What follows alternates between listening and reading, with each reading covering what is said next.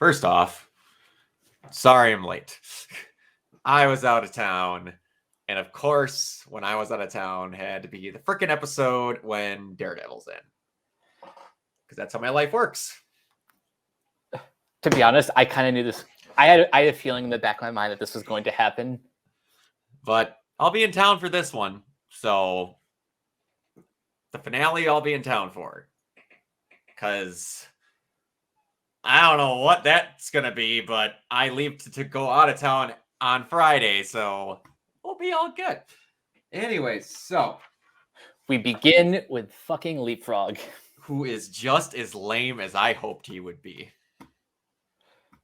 I love it. They went out of their way to be like, "Hey guys, what if Leapfrog was literally just a dumb version of Batman?" The lily pad. I never looked up if that was real. Lily pad. Oh boy.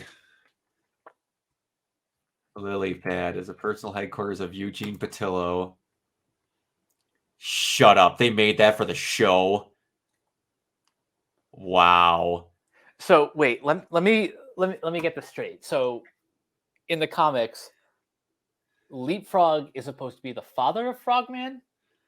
No, I think Leapfrog is the son of Frogman. Why are we having this conversation?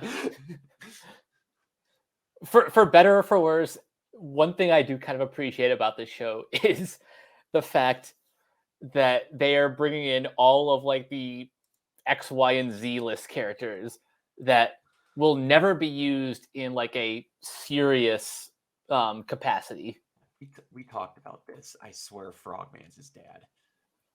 Yeah, Frogman aliases is Leapfrog, and yeah, he's the...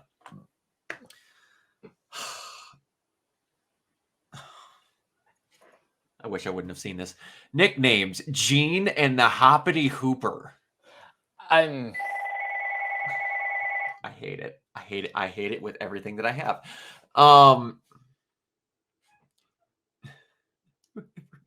And he had a dad, Vincent Patillo, who was an inventor who never created anything successful. When Eugene's mother, Rosie, was a breadwinner in the family whose salary kept them afloat financially until she died of cancer. Good Lord. Anyway, something that has to be addressed before we continue.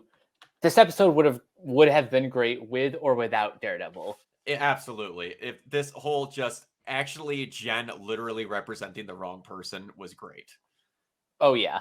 It was just, this worked really well to be a part to put Matt into. Oh yeah. Like it just happens that Luke Jacobson is the tailor for, well, he's the Marvel Universe's Edna Mode.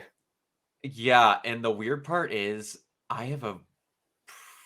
since we learned something in this episode that we'll get to in a second, I think he's actually going to have a bigger role in the MCU period because the Sokovia Accords got repealed. Yeah, and you know how cool is it that came out of Charlie Cox's mouth? Yeah. If people remember, Daredevil got one of the biggest, like, fuck you to Reed Richards moments in Civil War when he's being taken off into this Phantom Zone, giving him the silver, if anyone gets that reference. But yeah, it's because like 98% of the MCU doesn't have secret identities. I think now Peter and Matt are the only two who like. Not quite. Because we have Kamala. That's right. Although her family knows, and I'm pretty sure the mosque knows. I get that, but it's like, if we're going to go down that stretch of highway, then no one who has a secret identity has a secret identity. Fair. Because every one of them's got 14 friends that helps them out and like 3 to 4 sidekicks at this point. But we are with a lot of these Disney Plus shows now introducing people that have secret identities.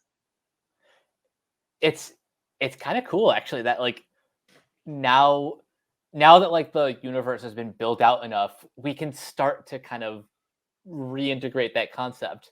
Where we could do a Civil War 2 that had the plot of Civil War 1. Now let's be honest. The real reason why secret identities were just not a thing is because of Iron Man. It But is. But it's actually because, you know, like audiences want to see, or Hollywood executives think that audiences want to see the faces of the actors. Well, there's also that, and I'm going to be honest. In every one of these situations, where was there one where any of these characters that have been a giant part of the MCU would have gained something from having a secret identity? That too. It's Iron Man. He literally in the first movie went, "I'm Iron Man." It's Captain America. The guy was a soldier who openly undergoes a like scientific steroid injection and is made a cultural historic figure. Hulk. It's Hulk. And Thor is literally Thor. Literally Thor. And then Natalia and Clint are S.H.I.E.L.D. members. It's like every big person we've had would gain nothing from it. The first one that actually came up was Spider-Man. Because he was a kid. Yep.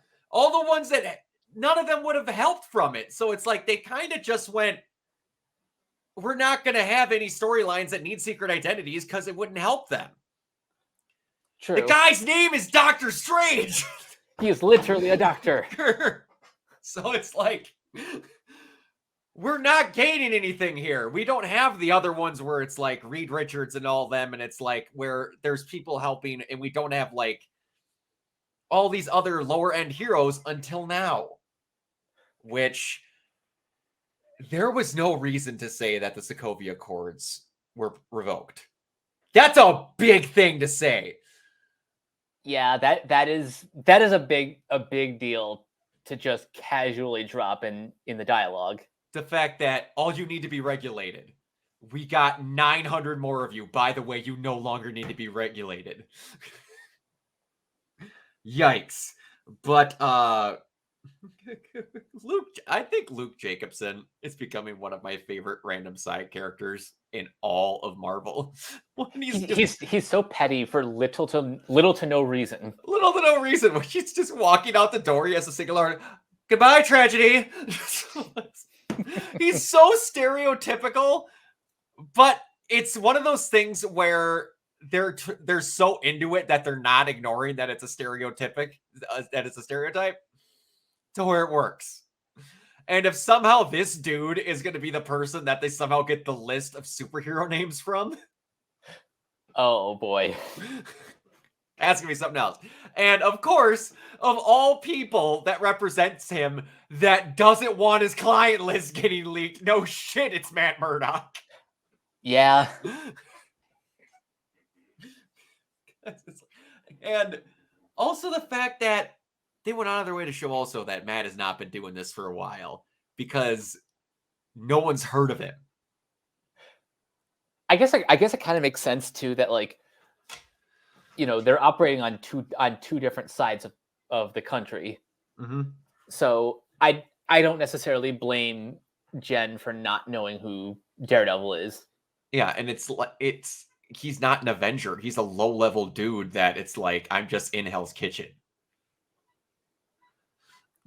And it's like we're a person where of Jen, where she likes the Avengers and everything involved, obviously because her cousin's the freaking Hulk.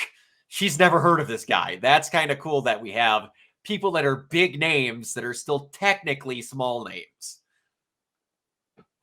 We don't get that a lot because like we've had Kamala, Moon Knight, like Kate. Those are smaller names Daredevil's not no part-time character. He's a big deal. And the fact that he's being kind of like getting ready to be built up is kind of cool. You know what else is cool about this? Um it neither confirms nor negates the canonicity of the Netflix season. It doesn't, but Charlie Cox in a way kind of decanonized it. Well, sure. That's the weird part of it. Actors can say whatever they want. Yeah. At the end of the day, like it's the show that needs to speak for itself. Yeah. And cameras haven't even rolled yet for Daredevil, so yeah, but it's in a weird way, it would be better off if he hasn't had some stuff happen, because you can still get a little bit of all that there, just without having to play by a rule book of different things because you're only allowed to use certain people. oh yeah, good point. Because he can still be like, I did some stuff, but I didn't do that thing. And now he can do stuff where people he would naturally interact with in New York would be in New York. Because I know I've said this plenty of times. In Marvel New York, if you try to jack someone's car, you can get your ass beat from anyone from The Thing to Ghost Rider. It's kind of ridiculous. It is. But anyway, so one thing that I do appreciate, and it's one of the things that I try to tell so much with people about this show that are just not getting the point of this show. Matt hits it on the head harder than anyone has so far with Jen. Where she's like, I was always ever, and she's just like, I always got to be for the big people, so I really can't afford to take smaller cases. He's like, no, I think you could do a little bit of good as both, and She-Hulk can help people where Jen Walters can't. Mm-hmm. I love the way he put it. Jennifer Walters can help. She can help people with the law when society fails them. But when the law fails them, that's when She-Hulk can help them. Yes, exactly. And the fact that she's literally just like, this guy understands every problem that I've been going through. Through the entire show is just like, they're hooking up.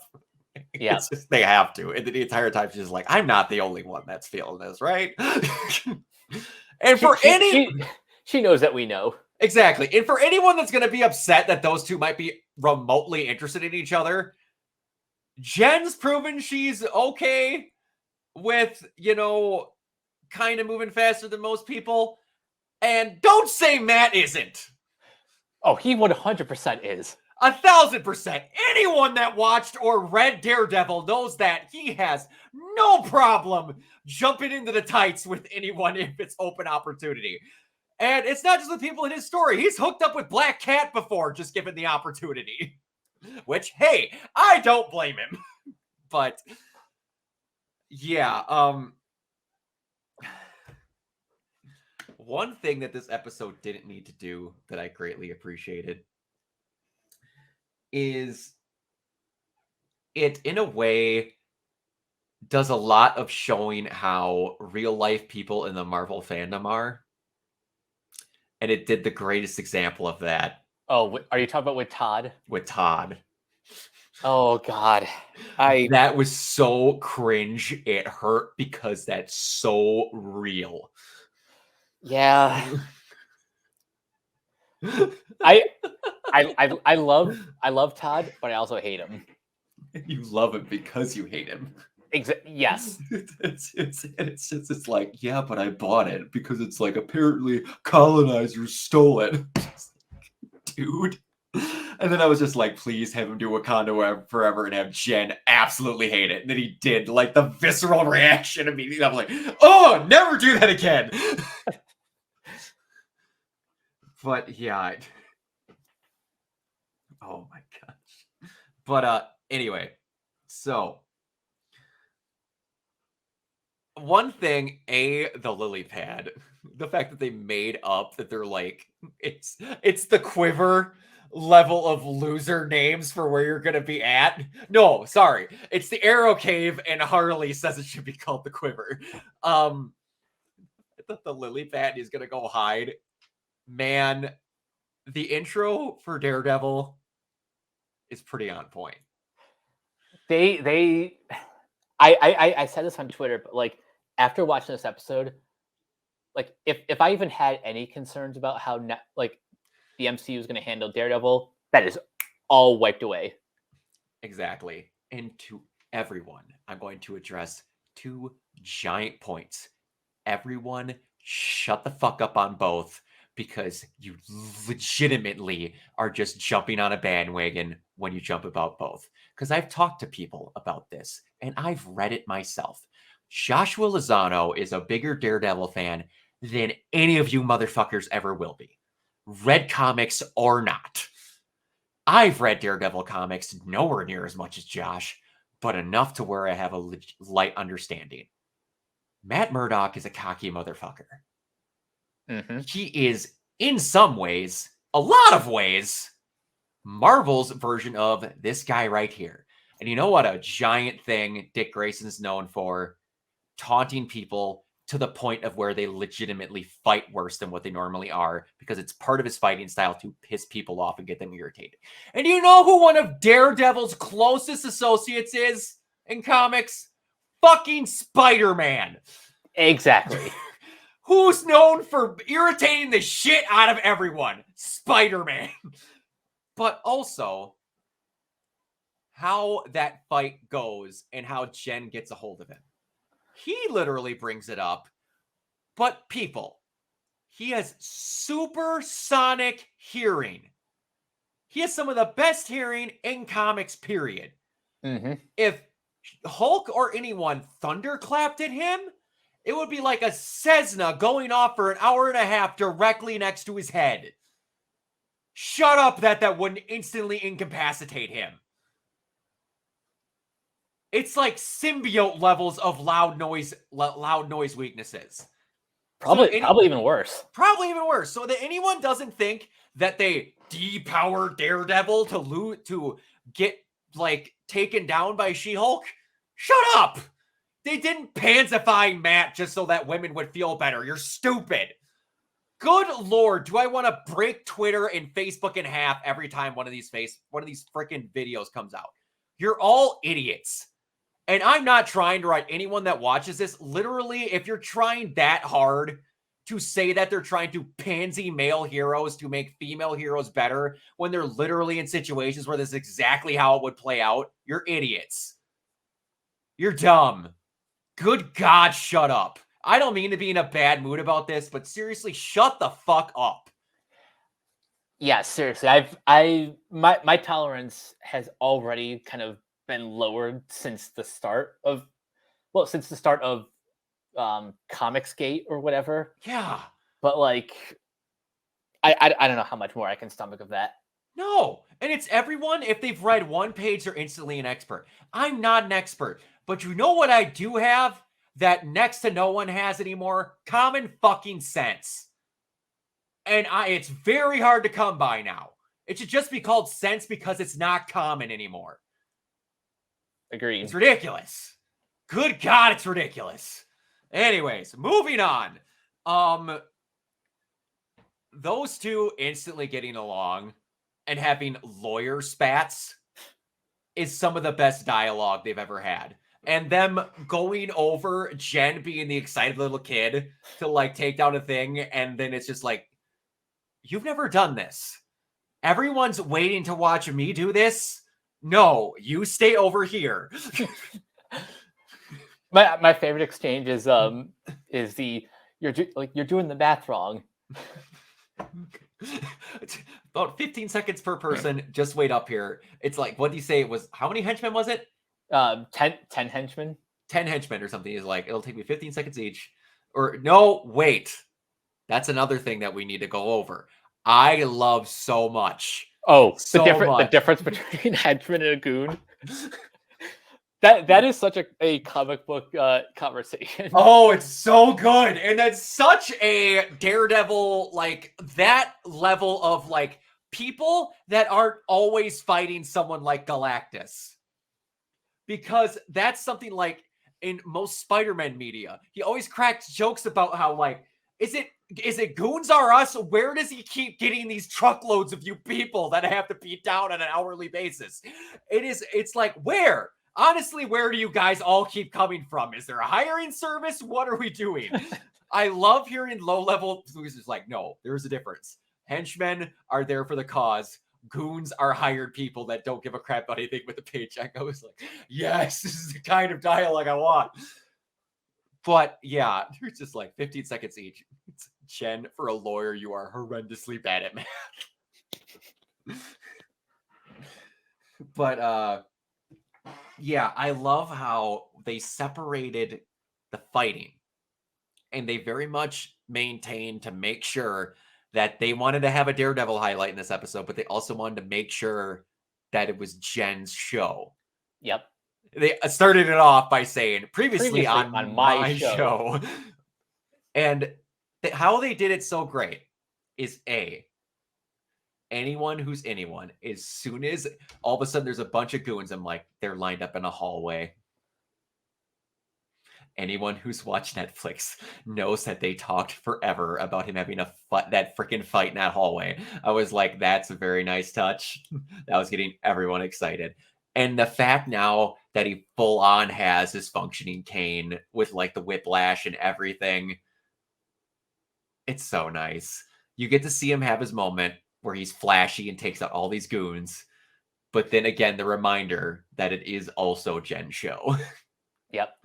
She comes crashing into the wall. She-Hulk smash. Just like, all right, let's go. And then you get, again, more highlight with him taking out all these goons in the lawyer speak, where he just comes over. He's just like, what are you doing? She's not even scared of him. She's just untying Luke while Daredevil's just kicking the shit out of random goons in the corner. He's like, yeah, unnecessary. Oh, man. Something sanity is not a bad call. I would call it something to undiagnosed PTSD. He's like, is the devil ninja freak over here also a lawyer? He's like, no, I just really like legal dramas. Boom! And like caves a guy's head in. Because that is such a comment where he's caught himself over lawyering a situation and he's like, I have to stop talking like this. I have to have responses ready so I don't blow my cover. I'm just so glad that Charlie Cox is back and he gets to be a little bit more, not that he was a complete downer all the time in the Netflix show. Like, one of my favorite things to watch is just like those funny Daredevil compilations. And literally in the first episode, it's like they take on Karen Page, like their first clients. Like, it's like, do you get like, how long have you guys been doing this? Matt's like, what time did we open? I was gonna say, everything it's a couple of hours, wasn't it? It was like 7 hours. 7 hours. Yeah, and just like that was everyone, and like give or take, the Netflix shows are darker normally, but it's like he had to go through a lot of stuff. It's not that he's a downer; he was going through the worst moments of his life. Oh, so yeah. Naturally, he wasn't going to have a lot of happy moments. He went through the Born Again storyline where like Kingpin ruins his life. You're not going to be happy about that. But just literally seeing those pearly whites of Matt smiling in that Daredevil getup, oh, it felt so nice. It did. And just there's few people that I could see were happier to be back and in the toy chest than freaking Charlie Cox. He was he is so ready to do whatever they want him to do. And I believe the next time we see him will be Echo, which let me see when that premieres. That's got to be next year because we don't got anything left this year outside of a movie, right? Not true. The Guardians holiday special, I think, holiday special is December. is December. Okay. So for Echo, it's mid 2023. So I'm gonna assume like June or July. That sounds about right. Nice. And then later on, we'll have his show, and it's gonna be nice. Also, he's voicing an alternate version of Daredevil on Spider-Man freshman year. Oh, nice. That's right. He is. Man, so we're gonna be seeing a lot of him. I forget in the next couple of years. Freshman year is a thing. They not much has been said about it since the initial stuff went, and I totally spaced that there's a lot of genuinely a ton of animated wise Spider-Man stuff coming out. But yeah, and what else did I have in here? Again, making Leapfrog just the lamest person on the planet was so great. The fact that he breaks his legs when he jumps out the window is great. So dumb. It's so dumb, but it's the best. Of all the things in your Leapfrog suit, you didn't get legs that would survive a jump. It's like, my guy, what are we doing here? But and then of course we get the hookup, and shows that at the current moment he has no prior engagements, so that's a thing. And what might be one of the funniest single scenes in the entire show is the I don't believe it should be called the Walk of Shame. It should be the Stride of Pride. Yeah, I saw that on Twitter. It's the Stride of Pride. The fact that for whatever reason he doesn't have his shoes on when he's walking out. And the fact also, they did one thing that would totally happen if superheroes hooked up. How do you get the buttons off with the thing and like only they know how to get their suits off? Speaking of that, both their suits look great. Oh yeah. Both of them were basic, but they looked awesome. Now that I see it in action, I really like the as Jen puts it, ketchup and mustard colors. Ketchup and mustard colors. And I really like Jen's. Jen's is very basic, but it just works. Yeah, it's like it's a single piece, but it's simple. It doesn't look all that different from her super suit in the comics. No, and that fits what she would want. She didn't want one in the first place, and Jacobson's not making overcomplicated crap. He's just like, I'm making something that suits what you need. That's all she needs. Mm-hmm. It has colors and it fits. Like, he just was like, by the way, this is what you have in comics, so here's your color scheme. And like, that's all it was. But and then I think one of my favorite fourth wall breaks comes. The freaking Wayne's World-esque fourth wall break. Yeah, it's like, you're still here?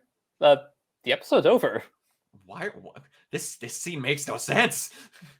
We're very happy, by the way. Thanks, Jen. Thanks for clarifying that. But she's like, is this tacked on? Is like, ooh. Is this is this one of those twist tacked on things? Is next week the finale? Where it's like, ooh, there's another Hulk, but he's red. Yeah, the one Hulk thing we haven't done outside of World War Hulk. Oh.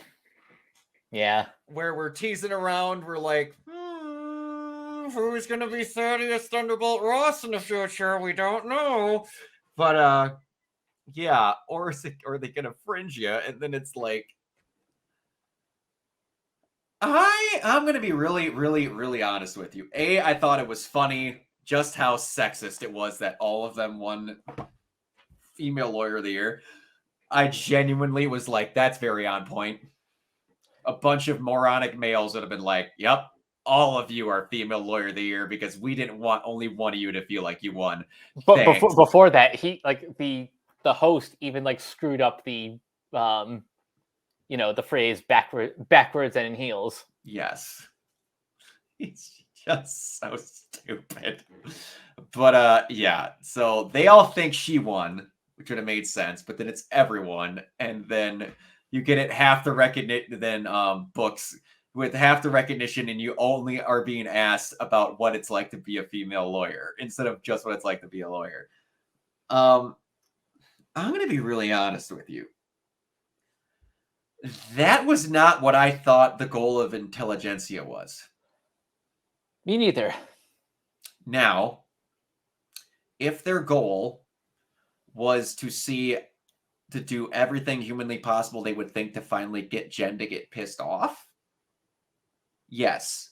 Did I think they were going to do it through without her knowledge recording a sex tape? That I think is a step too far. Yeah, so I can kind of see why she got pissed off. And again, I won't rant, but I'm just going to say, everyone was like, she's controlling her rage too well. She needs to have something that sets her off. She finally does, and they go, well, I don't think she should have gotten mad over that. Guys, how would you feel if you were a woman that just got accepted for a major award? You finally had something good happen in your life. You're in the best mood of your life since this happened. And then your entire privacy is torn down to shreds. Everything of your personal life is put down, and you're being shown having sex live in front of all your colleagues and people who just went out of their way to show they respected you. Yeah, not great. I'd be pissed off too. And I'm not a Hulk. I'd have been just as pissed as Jen. Just gonna throw that out there. But I do have to ask, and I have to wonder, why did we have what I want to say, damage control level goons ready to murder Jen already there? Now that is a good question.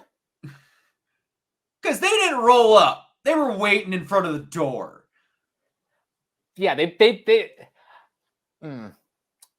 I'm concerned. Yeah, because if there was some, I don't want to say bomb threat type of thing, but Hulk threat called in by Intelligentsia to damage control, she's gonna burst and you all need to be there.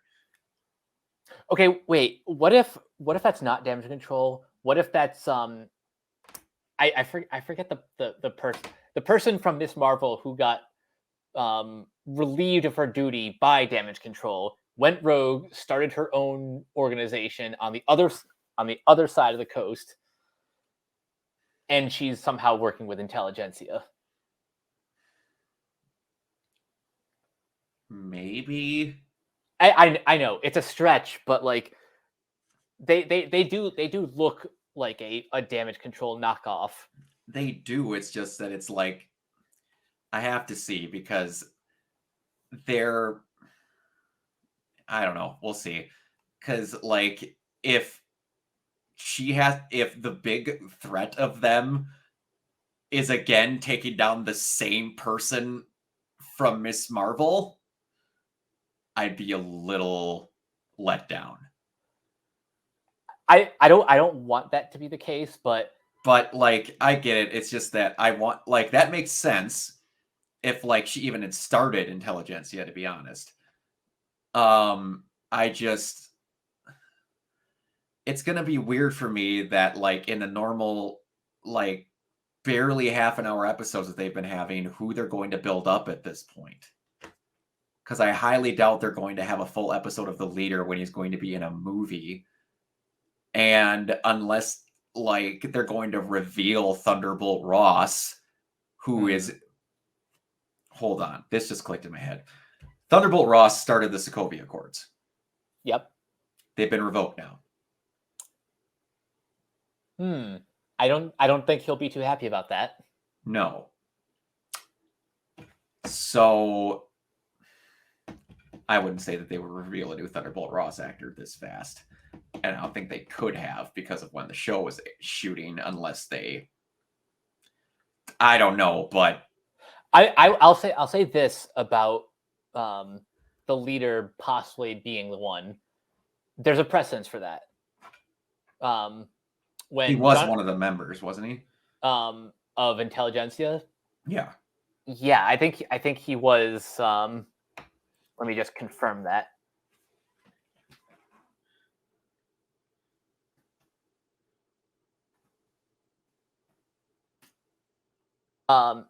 Yeah, he is a part of Intelligentsia. Okay. So in the comics, there's precedence for that, but in the MCU Disney Plus shows, there's precedence for a major villain in an upcoming movie kind of crashing into the series finale or season finale. In the case of Jonathan Majors coming in at the end of Loki. Yeah, but the only thing that's different for me in that was the fact that that dude was not Kang. Fair. He was the guy that was like, yo, if you kill me, you're going to get the worst version that's going to show up in the movies. Like, I could see them showing him in the last 2 minutes, but not the whole thing. But like, if he's leading Intelligentsia, unless Intelligentsia is like 10 people, Jen's not going to take care of that in half an hour. Oh, no. That's where I'm like, you're going to take down Intelligentsia or like the leaders there. I'm like, I'm trying to think of something that she could substantially solve in a half an hour show on top of introducing who the hell it is. That's the weird part. There's going to have to be a lot that happens in that last episode. Which I hope, and I'm not saying I think this is going to happen, that this last episode feels rushed despite the fact that they had 9 episodes, 3 more than they usually do. Because if it does, and it's the consensus that it feels rushed, this thing's going to get hammered on. It would be nice if for the last episode they did kind of like draw it out a bit more. Like maybe they can get away with like 45 minutes. I hope so. I hope they do something because all of it's going to go back to complaints about how you rushed the last episode, but you had to have 5 episodes of filler. I'm like, I don't want to hear it. Oh, I don't. You really can't win with these shows. No, you can't. And it's starting to be like, you can't win with anything, period. I've seen complaints from friends of mine and from not friends of mine, associates on Twitter and not associates on Twitter. It's not just things that have pre-existing stuff that are inherently going to have people bitch about them because they're not as good as the previous source. Everything is going to be bitched about because it's never good enough. Adaption or not, it is never good enough. There will always be, that could have been a different actor, that would have been done differently, that went on for too long, that one didn't. It does not matter if it's an adaptation. Does not matter at all. That is just what fandom for everything fucking is now. Mm-hmm. And usually it doesn't really take into account outside variables. It doesn't. Because... And to be fair, I'm not saying that, like, say for example, the episode order of a show's final season getting cut into like 3 episodes will excuse any sort of pacing issues. Mm-hmm. But or like when Fox literally jumbles the entire season of Firefly. They were just like, we can't understand why people are irritated when we literally just juggled the episodes up and let them fall on the weeks they were supposed to go.